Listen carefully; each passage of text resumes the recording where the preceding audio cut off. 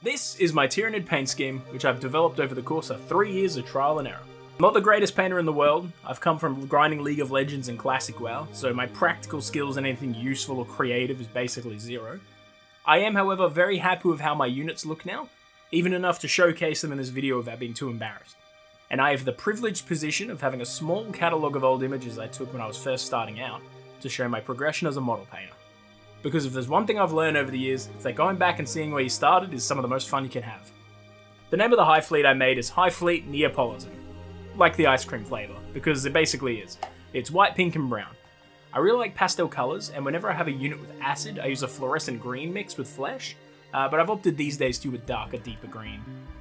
I also use blue for the brain psychic effects, which I think is actually the inverse from GW, from what I've seen, where they've used green as the psychic and blue as the acid for nids. The idea for the scheme is effectively a concept called gap moe. It's like the cuteness in the gap, or whatever the difference is in something.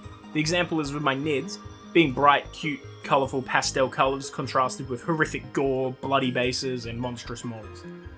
And who knows, maybe in another galaxy where the nids came from, pink's actually a horrific colour that inspires fear. Starting out, I prime my models white. A lot of people in the Warhammer painting sphere will recommend techniques like slapchop or zenithal highlighting, and they turn out so damn good, but I opt for a prime of white just so I keep it simple. I then apply all the pink to the carapace, and a little bit of the starts of where the scythes or swords start. The pink I'm using is Tamiya Pink Gloss, and it is a super stinky alcoholic smelling paint, which I've gotten over the years not to smell too bad, which might be a problem, but I'll worry about that another time. The reason I use this pink is simply, I tested some GW paint, which is where the original carapace colour scheme comes from, and it was just too dark of a pink from what I was looking for. I got lucky finding a colour I liked so quickly. It was the second choice, and I've just stuck with it ever since. If these guys ever stopped producing this pink gloss, I'd be cooked, but I also like that the Tamiya is a model car company, so having car paint on my nids is just kind of funny. After all the pink's applied, I then go in and do all the claws, teeth, and hooves in Citadel, Morghast Bone. I then use Reclin Flesh Shade to cover the joints between weapons, limbs, mouths, and all the squishy bits that look fleshy. This is also where I'd put in the greens or blues depending on the model. I then apply a thick coat of Nuln Oil all over the white bits remaining in areas that haven't been blended very well to cover my mistakes. You just want to make sure it doesn't pool too much. And then while the model's dry, I colour the base with a black wash.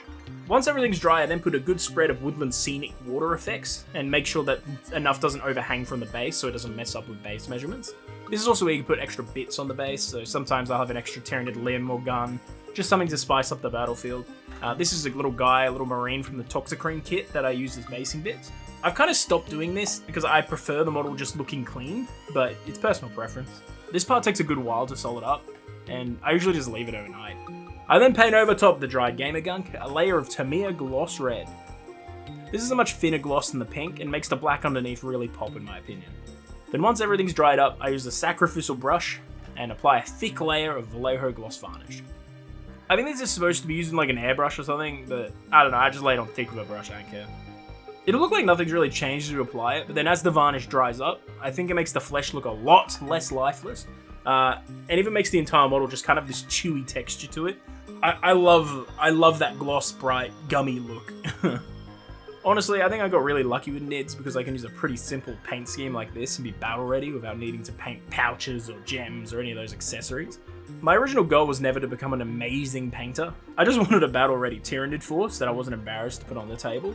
And over time I got good enough at it to where the process is just really fast and I love the results.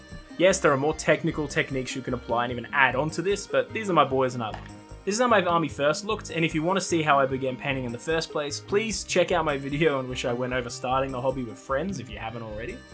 Over time I stripped and repainted these models, but I still kept this Maliceptor around as a reminder from when I first started. You can kind of see the vision, even from a noob with no skill, you know, like the red base trying to be blood. The colour scheme just didn't really find the right shade that I was looking for at the start, and I was using this ashy wash instead of Nuln, and I hated it. It ruined the skin when I applied it. And I tested a few things, like just varnishing the white directly, and I actually think it gave a pretty cool effect. But I gave Nuln Oil a try, and it was just magic to me. Like, somehow all the colourful aspects just contrasted really well against the grimy skin. I also love that I use primarily third-party paints, mainly with like the pink, because it adds a lot more of an alien, otherworldly effect to the model, which fits in with the Tyranid lore.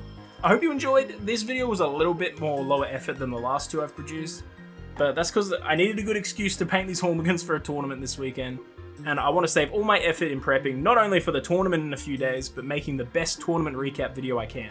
It'll be the last tournament of 10th edition I play, and I really hope it goes out with a bang, and the bang isn't my Gene Stealers getting gaddled by Defilers. I'm so happy and thankful with the positive feedback these videos have been getting, and I appreciate every comment you guys leave. It's a lot of fun just talking with you, and I'm happy to share my knowledge of this edition for Nids if you guys ever want it, from a very biased perspective. I'll feel so useless once 11th releases, because I don't have 350 games of 11th edition, but if you have any questions at all, please let me know now before I become obsolete. Look forward to the tournament recap, and I hope I meet your expectations.